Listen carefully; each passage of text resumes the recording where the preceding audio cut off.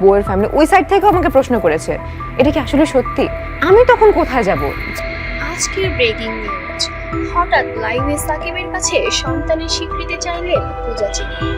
এবার বেরিয়ে এলো সাকিব খানের আরেক সন্তান। হ্যাঁ বন্ধুরা, তবে সবটাই বলবো, ভিডিওটি না টেনে সাথেই থাকবেন, সামনে আরো মজা আছে। বিগত দিনে দেখা গিয়েছে সাকিব খানের সাবেক স্ত্রী অপু বিশ্বাসকেও কাঁদতে এবং বুবলিকেও কাঁদতে।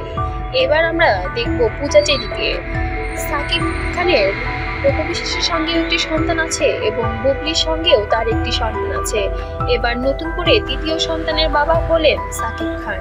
সেই তৃতীয় সন্তানের জননী হচ্ছে আমাদের ঢালিউড পাড়ার সেই নায়িকা পূজা চেরি। বিগত দিনে গুলু সিনেমায় দিয়ে সাকিব খানের সাথে অভিনয় শুরু করেছিলেন পূজা চেরি।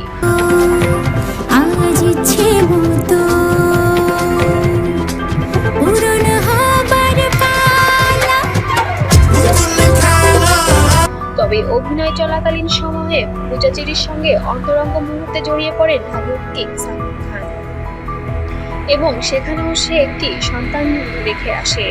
এবার পিতৃ পরিচয়ে লাইভে এসে কাঁদতে দেখা যাচ্ছে পূজা চেরিকে।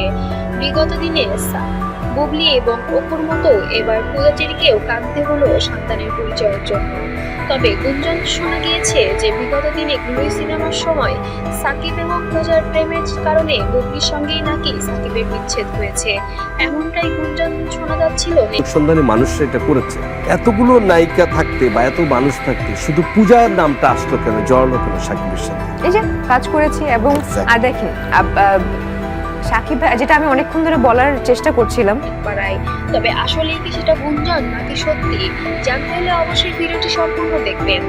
অবশ্যই পূজা চেরির সঙ্গে সম্পর্ক জড়ানোর কারণে সাকিব খানের সঙ্গে বুবলির কিছু দূরত্ব হয়। তবে বুবলির বিগত দিনে যে একটি বিয়ে হয়েছিল সেটা গোপন করাতে সাকিব খান অনেক ক্ষিপ্ত হয়।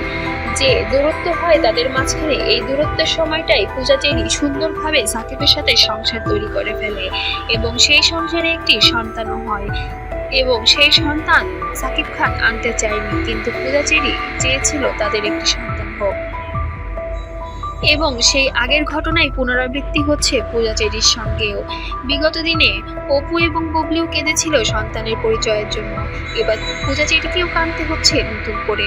দেশবাসীর কাছে সে বিচার চাচ্ছে, সাকিব কেন আমার সন্তানের পরিচয় দেবে না, আল্লাহ যেন সাকিবকে বিচার করে।